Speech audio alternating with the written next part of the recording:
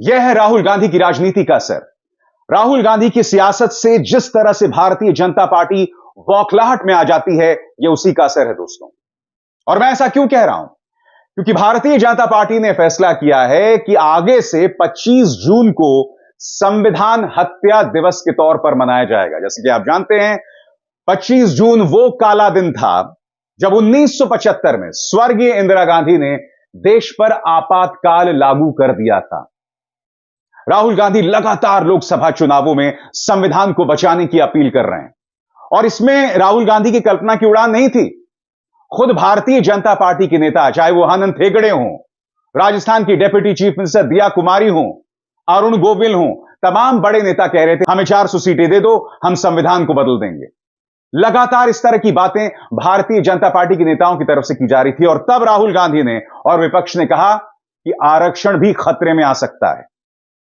Bharatiya Janata party अब प्रतिक्रिया दे रही है, और यह राहुल गांधी की जीत है। क्योंकि होता क्या है दोस्तों, जब आपकी राजनीति के चलते आपका विरोधी उस पर प्रतिक्रिया देने लगे, तो यह साबित करता है कि बाजी कौन जीत रहा है। मैं आपको याद दिलाना चाहूंगा, जब राहुल गांधी चुनाव जीते थे, तब सदन के अंदर हाथ में संविधान की कॉपी के साथ उन्होंने किस तरह से शपथ ली थी। देखिए,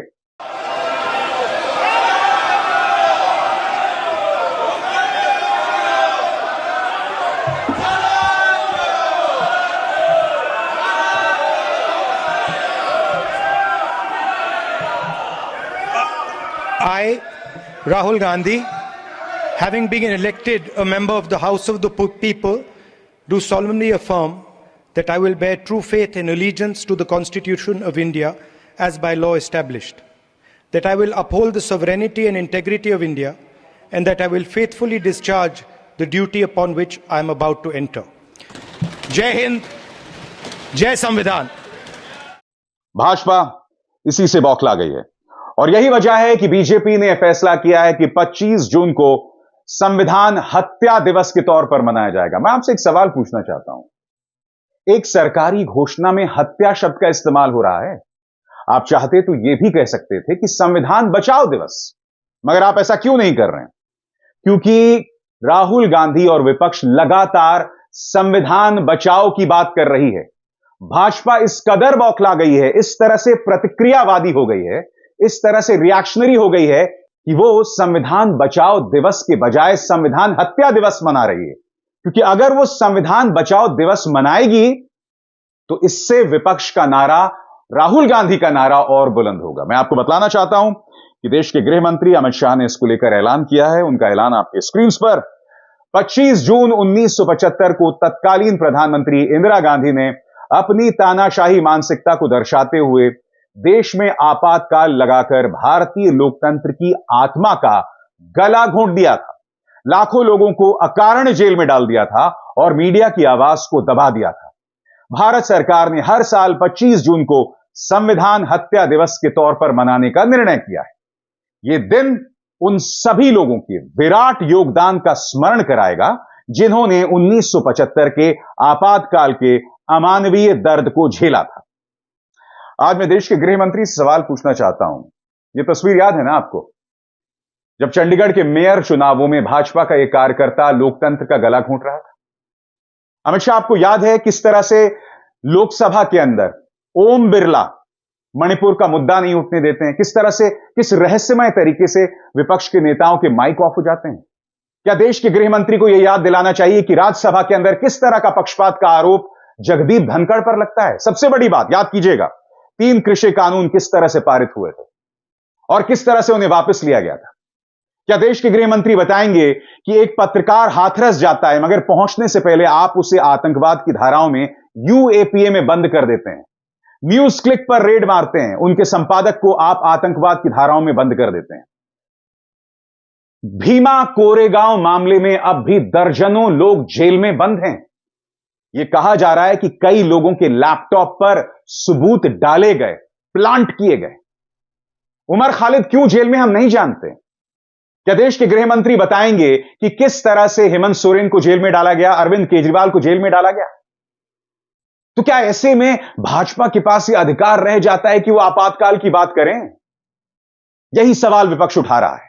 मैं आपको बतलाऊंगा कि मल्लिकार्जुन खड़गे ने क्या कहा।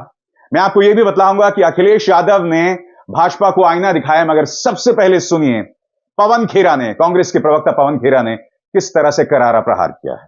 क्यों पिछले महीने की 4 तारीख को एक ऐसा 440 वोल्ट का करंट लगा, झटका लगा कि 400 पार का सपना देखने वाले 240 पर सिमट गए और संविधान को बदलने का उनका सपना चूर चूर हो गया, उनका घमंड चूर चूर हो गया, उनका अहंकार चूर चूर हो गया। लेकिन अब जब उनके सपने में संविधान आना शुरू हुआ, जब जय संविधान के नारों से हमारा संसद इस बार गूंज उठा, अब संविधान हत्या दिवस की बात हो रही है।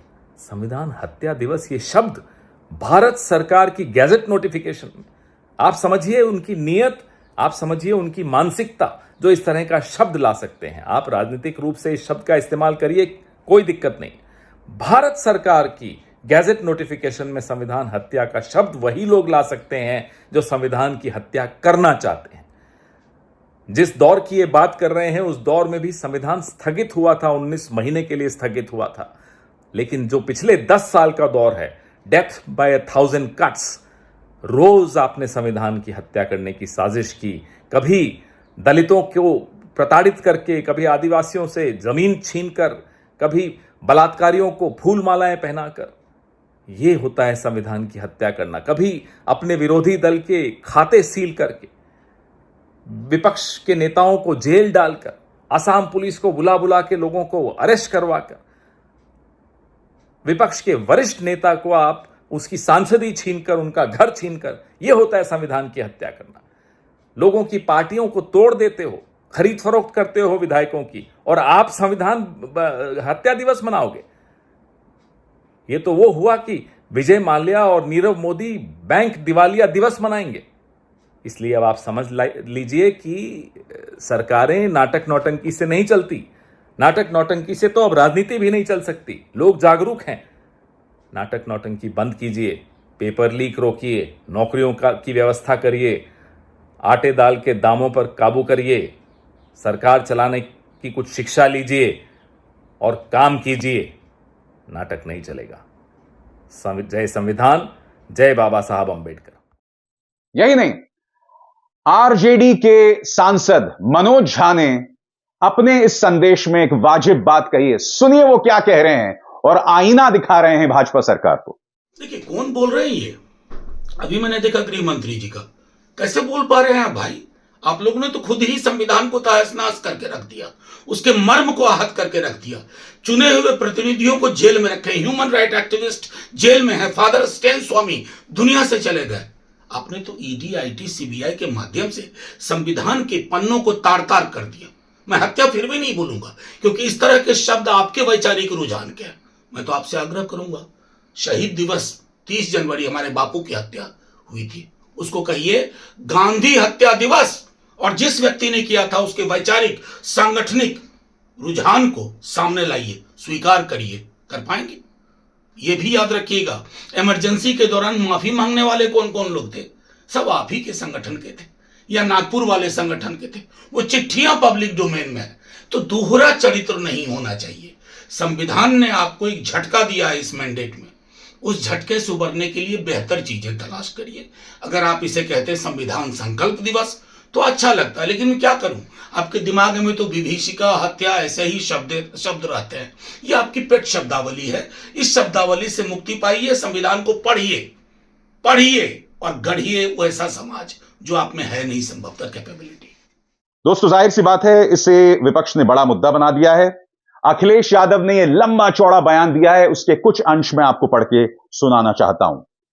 वो कह रहे हैं 30 जनवरी को बापू हत्या दिवस वह लोकतंत्र हत्या दिवस के संयुक्त दिवस के रूप में मनाना चाहिए, क्योंकि इसी दिन चंडीगढ़ में भाजपा ने मेयर चुनाव में धांधली की थी। अखिलेश कुछ सवाल पूछ रहे हैं जो आपकी स्क्रीन पर हैं। भाजपा बताए कि मणिपुर में नारी के मान अपमान हत्या दिवस, हाथरस की बेटी हत्या दिवस, लखीमपुर में किसान हत्या दिवस, कानपुर देहात में मां बेटी हत्या दिवस, 3 काले कृषि कानूनों से कृषि हत्या दिवस, पेपर लीक करते हुए परीक्षा प्रणाली हत्या दिवस, अग्निवीर से हुए सामान्य सैन्य भर्ती हत्या दिवस, बेरोजगारी से हुए युवा सपनों की हत्या दिवस, बढ़ती महंगाई से हुए आम परिवारों के भविष्य के हत्या दिवस, नोटबंदी व जीएसटी लागू करने से हुए व्यापार हत्या दिवस, यश भारती जैसे पुरस्कार बंद करने से हुए हुनर सम्मान हत्या दिवस, जनसंख्या में आनुपातिक प्रतिनिधित्व न देकर सामाजिक न्याय का हत्या दिवस, सरकारी नौकरी के अवसर खत्म करके आरक्षण के हत्या दिवस, पुरानी पेंशन के हत्या दिवस, संदेहास्पद हो गए ईवीएम न हटाकर बैलेट पेपर हत्या दिवस जैसे भाजपा राज में आए अनेक काले दिनों के लिए कौन सी तिथि चुनी जाए। आपने देखा दोस्तों, अखिलेश यादव ने बाकायदे तमाम मुद्दे गिनाए और बता रहे हैं कि इन तमाम मुद्दों में जो लोकतंत्र की हत्या हुई है, इसकी तारीख की घोषणा कब होगी, इसकी तिथि की घोषणा कब होगी, ये मुद्दे हैं, विपक्ष उठा रहा है और सारे मुद्दे वाजिब हैं। बड़ी बात क्या है दोस्तों, बड़ी बात यह है कि राहुल गांधी जिस तरह से संविधान का नारा बुलंद कर रहे थे, उससे भाजपा बौखला गई, बुरी तरह से बौखला गई है। अब भाजपा यह कोशिश कर रही है कि किसी भी कीमत पर नैरेटिव को कंट्रोल किया जाए, राजनीतिक संवाद जो चल रहा है उस पर काबू पाया जाए, मगर हकीकत यह है संविधान और संवैधानिक मूल्यों को लेकर भाजपा के डीएनए में दिक्कत है। और मैं आपको बताता हूं कैसे। ओम बिरला, आरएसएस का इतिहास है, याद कीजिएगा, शशि थरूर ने जब संविधान को लेकर शपथ ली थी, जय संविधान का नारा लगाया था, तो देखिए ओम बिरला इसको लेकर क्या आपत्ति दर्ज करते हैं। यह भी बहुत बड़ा मुद्दा बना था। जय संविधान।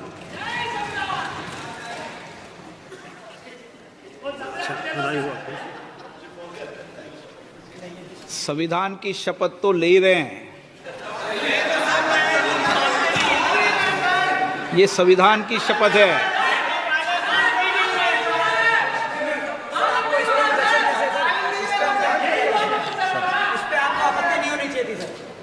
किस पे आपत्ति नहीं हो, सलाह मत दिया करो, चलो बैठो।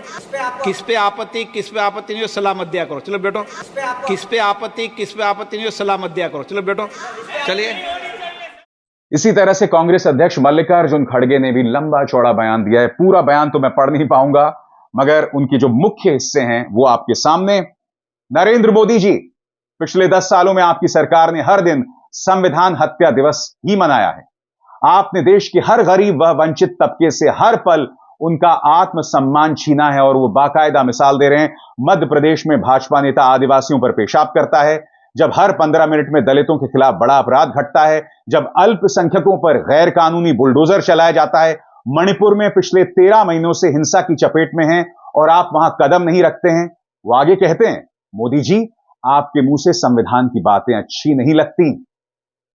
वो जिक्र कर रहे हैं आरएसएस जिस तरह से संविधान को लेकर बुनियादी आपत्ति जाहिर करता रहा है।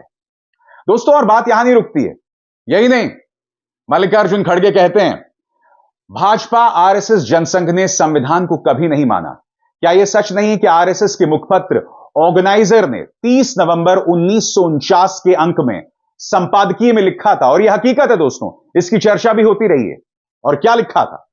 भारत के इस नए संविधान की सबसे बुरी बात यह है कि इसमें भारतीय कुछ नहीं है। और क्या यहां आरएसएस साफ तौर पर भारतीय संविधान के मुख्य निर्माता यानी बाबा साहब डॉक्टर अंबेडकर के विरोध में और मनुस्मृति के समर्थन में नहीं खड़ी हुई है? क्या यह बात सही नहीं है कि मनुस्मृति अब पढ़ाने की कोशिश की जा रही है? और विपक्ष एक वीडियो को वायरल कर रहा है। आज तक न्यूज चैनल का एक पुराना वीडियो है जिसमें इंटेलिजेंस ब्यूरो के प्रमुख पत्रकार करण थापर को इंटरव्यू में कह रहे हैं कि जब इंदिरा गांधी ने आपातकाल लागू किया था तब आरएसएस ने उसका समर्थन किया था, उसका स्वागत किया था। सुनिए और देखिए वो क्लिप। अब इस क्लिप का जवाब भाजपा के पास नहीं है, बिल्कुल नहीं है। लगातार विपक्ष यही सवाल उठा रहा है कि आपातकाल के दौरान कौन कांग्रेस के सामने, उस वक्त की सरकार के सामने गिड़गिड़ा रहा था। यह भी एक हकीकत है। दोस्तों, इस बात से इनकार नहीं किया जा सकता कि 1975 आपातकाल आज से 50 साल पहले था, मगर 2 साल के लिए आपातकाल था। कांग्रेस को आज भी उसका जवाब देना पड़ रहा है। इसलिए भाजपा इस बात से कन्नी नहीं काट सकती कि पिछले 5-6 सालों में जिस तरह से लोकतांत्रिक मूल्यों को रौंदा जा रहा है, बार बार रौंदा जा रहा है, आप भी इसकी जवाबदेही से नहीं बच सकते। आने वाले कई सालों तक आपको इसी तरह से सवालों के जवाब देने होंगे, जिस तरह से कांग्रेस को आज भी आपातकाल को लेकर सवालों के जवाब देने पड़ रहे हैं। आप इससे बच नहीं सकते, क्योंकि आपको लगता है कि एक गोदी मीडिया, एक पालतू मीडिया नैरेटिव को कंट्रोल कर रहा है, असली मुद्दों को भटका रहा है। मगर एक दिन आएगा जब मैं उम्मीद करता हूं कि इस मीडिया की रीढ़ जो है वो दोबारा लौट कर आएगी और तब ये सवाल पूछे जाएंगे। और हां, जब इतिहास लिखा जाएगा ना, इस वक्त को, पिछले 5, 6, 7 साल को एक स्वर्णिम काल के तौर पर नहीं लिखा जाएगा। जिस तरह से लोकतांत्रिक मूल्यों को रौंदा गया है, और यह एक हकीकत है। अभिसार शर्मा को दीजिए इजाजत। नमस्कार। स्वतंत्र और आजाद पत्रकारिता का समर्थन कीजिए, सच में मेरा साथी बनिए। बहुत आसान है दोस्तों, इस ज्वाइन बटन को दबाइए और आपके सामने आएंगे ये 3 विकल्प, इनमें से एक चुनिए और सच के इस सफर में मेरा साथी बनिए।